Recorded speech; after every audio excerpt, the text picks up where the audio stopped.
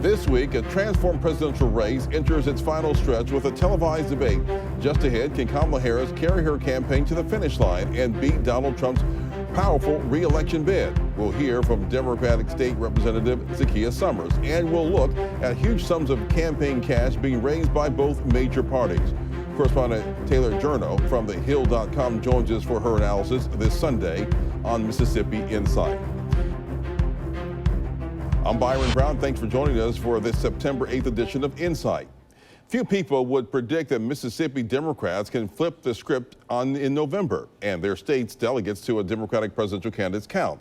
But today, they are among millions of Democrats nationwide are energized by the new presidential ticket of Kamala Harris and Tim Walz. I spoke Friday with State Representative Zakiya Summers about the campaign. She represents District 68 in Hinds and Rankin counties and is active in Democratic Party affairs. It has been a couple of weeks now since the Democratic National Convention. There was obviously a lot of energy among Democrats as they locked in the Harris-Walz ticket. Talk about the energy that there is still out there since the Democratic National Convention. What are you seeing and how is it impacting here in Mississippi? Well, thank you so much for having me. The DNC in Chicago was my first Democratic National Convention that I attended, and I was blessed to attend as a delegate and cast my vote for the Harris-Walz ticket. The energy in the room, Byron, was magnetic. I remember when our forever First Lady Michelle Obama came to the stage and I was actually walking on the floor and you could feel the vibration in the room of people just with excitement, just screaming of, you know, when they saw her come out on stage. And then she delivered an amazing speech at the same time. We saw that for 4 nights.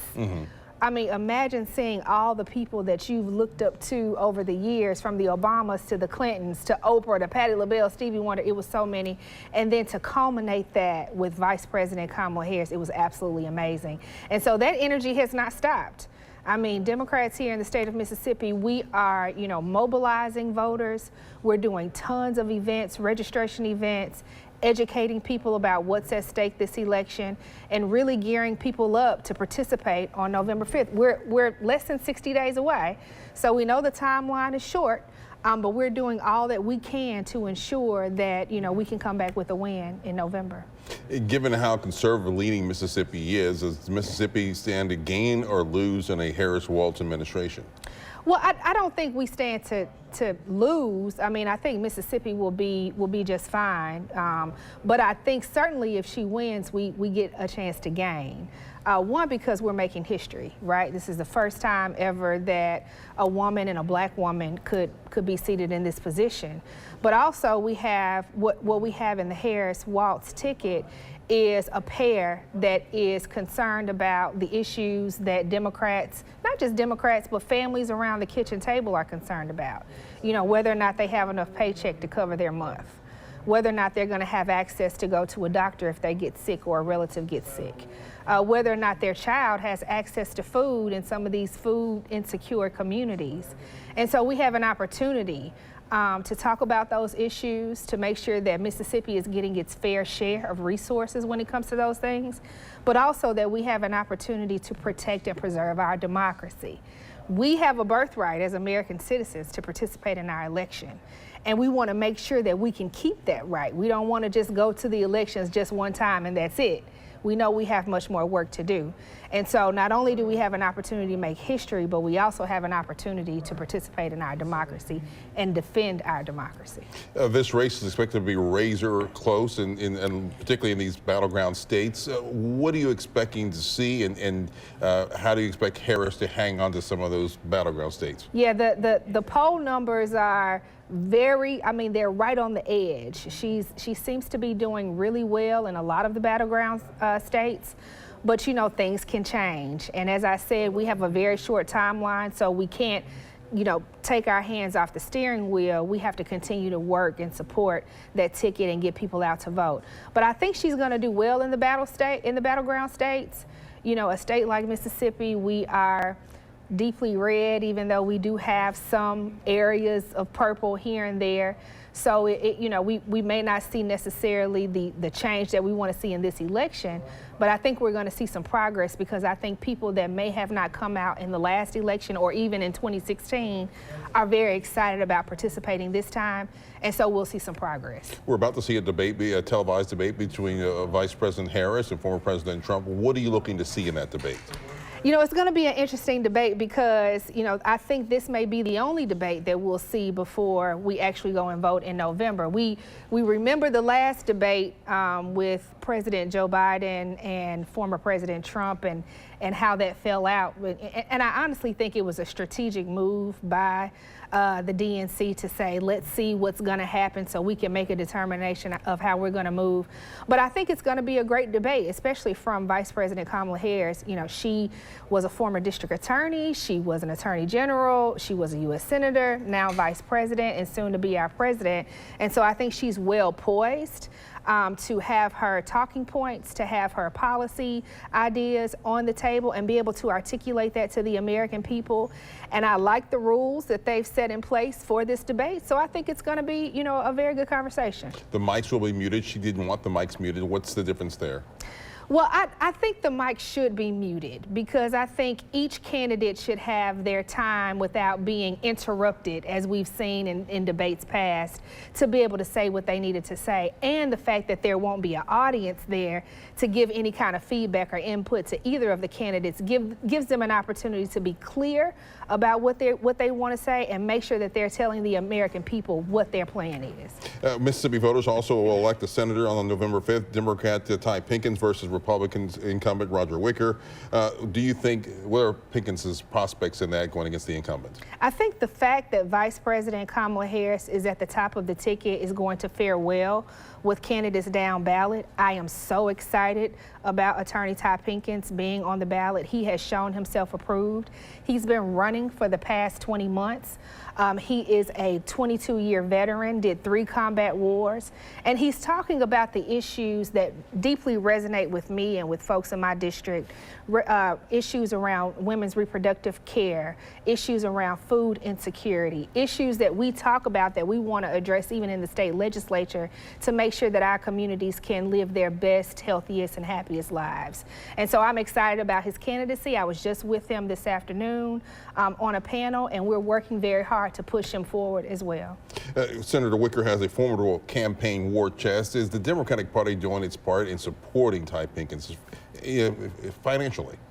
Well, we don't have the coffers that we would like to have. Mississippi historically has not been one of those states that's received support monetarily from the DNC because of where our numbers are. But we're doing all that we can. As the state treasurer of the State Democratic Party, we're going after donors. We're going after dollars from various organizations that can contribute to our accounts so that we can support Ty Pinkins and other Democrats that are running across the state. The HERE campaign is giving $25 million to down ballot tickets, but none of it's coming to Mississippi. Should some of that money come to Mississippi? I mean, of course we would like some of that money to come to Mississippi, but I'm not surprised that it isn't. Senator Roger Wicker is a strong incumbent. He's been in position for a very long time, and as you said, he has a very large war chest. So I get strategically why they haven't given any money, but it's not over until it's over. And so hopefully we can see some support from that end. We're talking a little later on the show about campaign fundraising. You're a political veteran. Are you concerned about all the influence of money has in today's politics? I am somewhat concerned, and we see it even on the state level. There are some pieces of legislation, particularly from Democrats or what we consider progressive legislation, that just doesn't get the interest that it deserves, primarily because the people that are against those pieces of legislation are, passing a couple of dollars to, folks that are in certain positions. And so it can have an influence, but I think at the end of the day, Mississippians want elected officials to be their voices at the table, whether or not there are funds that are supporting different ideologies or different political positions. They want us to do the right thing on behalf of Mississippi. And that's what House Democrats have been doing, all session long, and what we'll continue to do. State legislature returns in January. What are you expecting to see, and what are you hoping for in the 2025 session? I think we're already seeing what's going to be on the table in January. The Speaker of the House, Jason White, who has, really ushered in a spirit of cooperation and helped us in our efforts to get some very important pieces of legislation progressed and hopefully across the finish line. He's established several select committees. One is prescription drugs, which I am honored to be a member of, and we're talking about pharmacy benefit managers. So I think we'll see some legislation as it relates to regulation in that industry. We also see a select committee on tax reform.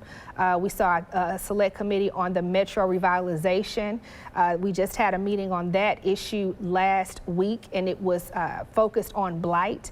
And so, I am excited, and I'm fairly optimistic about seeing some things that will help our city of Jackson, help our capital area, and that we can move in the right direction. And speaking of tax reform, House Ways and Means Chair Troy Lamar held a hearing last week on potential tax restructuring here in Mississippi. What are your thoughts on some of the proposals so far, as like getting rid of the either the income tax or something like that? I'm very concerned about eliminating the income tax all the way, because we've already seen from the most recent elimination that we're losing on average $500 million a year. And that's a lot of money that's being taken away out of our general fund that helps to take care of public education, access to health care, and other things. So what I've offered over the past couple of sessions are some alternatives, like the child tax credit. We saw President Biden really push the child tax credit. Viewers may remember, for those who are parents, receiving checks depending on how many children that you have. Those tax dollars coming back into your pockets helps you to take care of things for your children.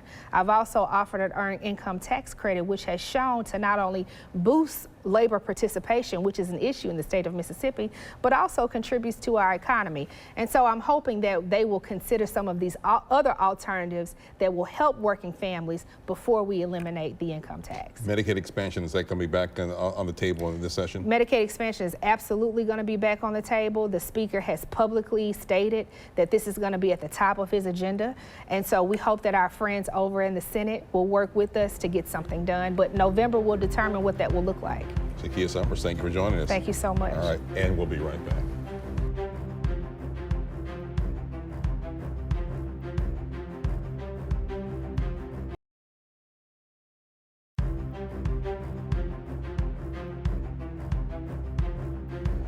Final figures will be a while in coming, but one thing seems certain: in the 2024 campaign season will likely be one of the most expensive in American history. The Harris campaign now reports it and affiliate groups raised $361 million in August. That's about 3 times what the Trump campaign is reporting.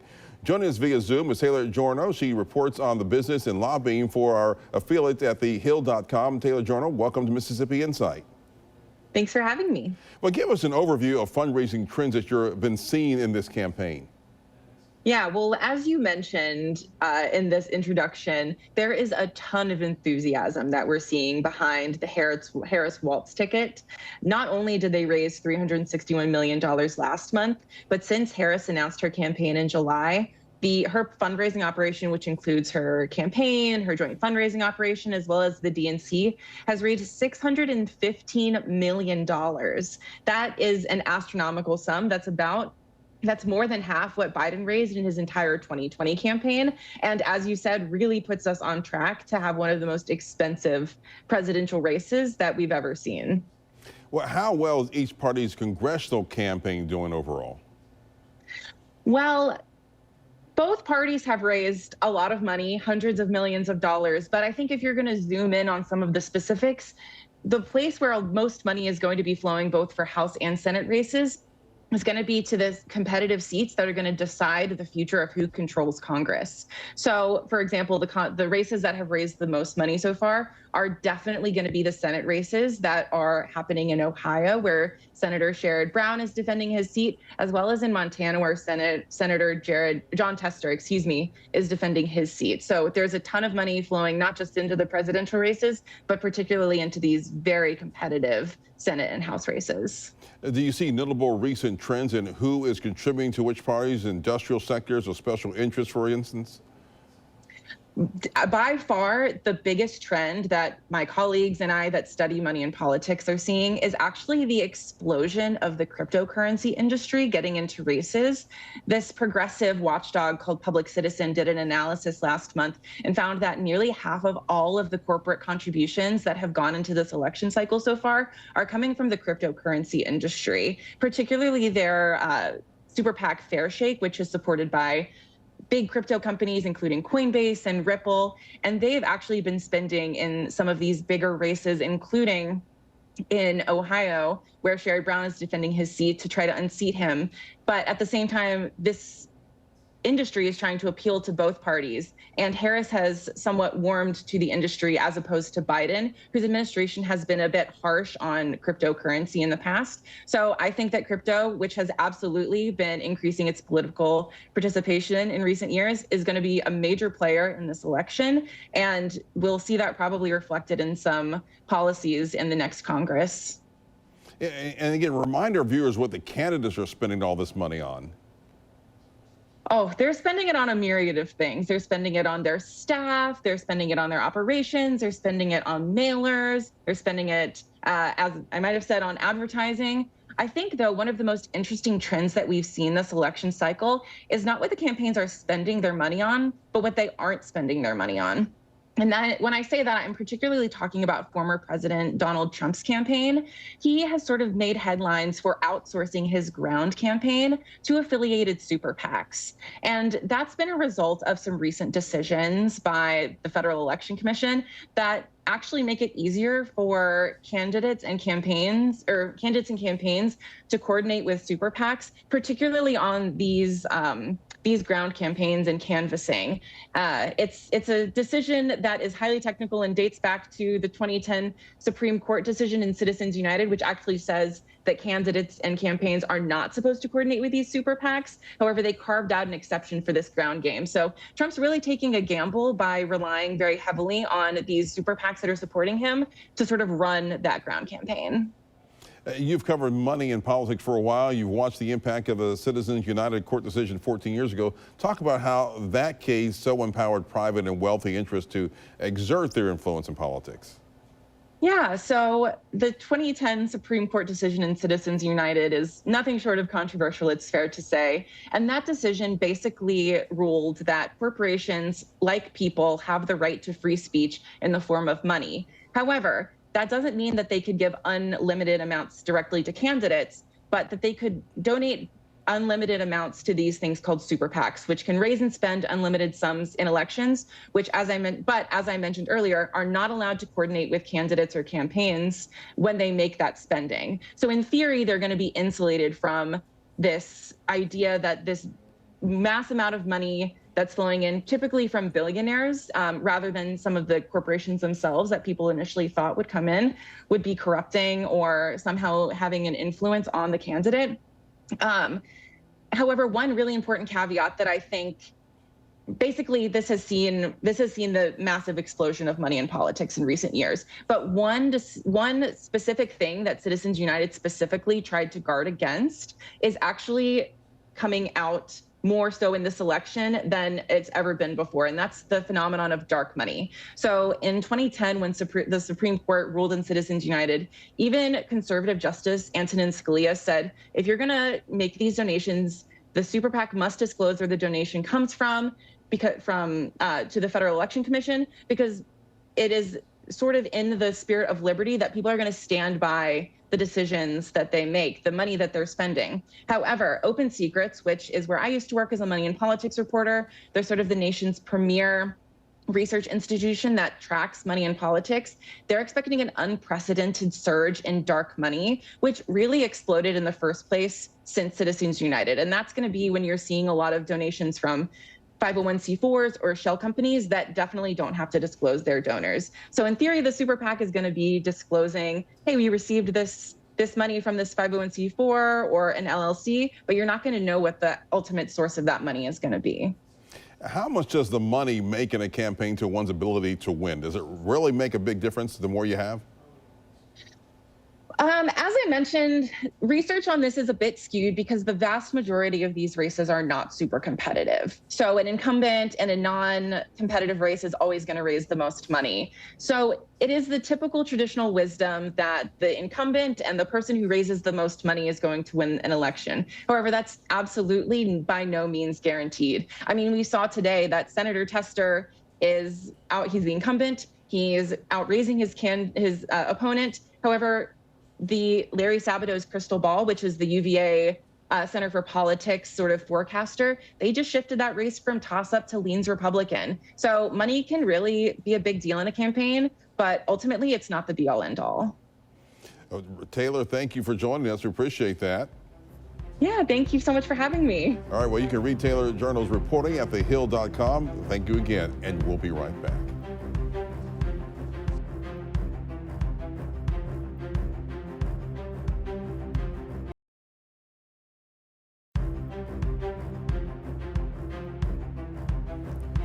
Tuesday night on 12 News, join me, Melanie Christopher, Magnolia Tribune's Russell Tino, and State Senator John Horn as we break down the Harris-Trump debate. Will it get nasty, or might we have some real policy to chew over? That's post-debate analysis on 12 News at 10, Tuesday night, September 10th. We're focused on politics, focused on you.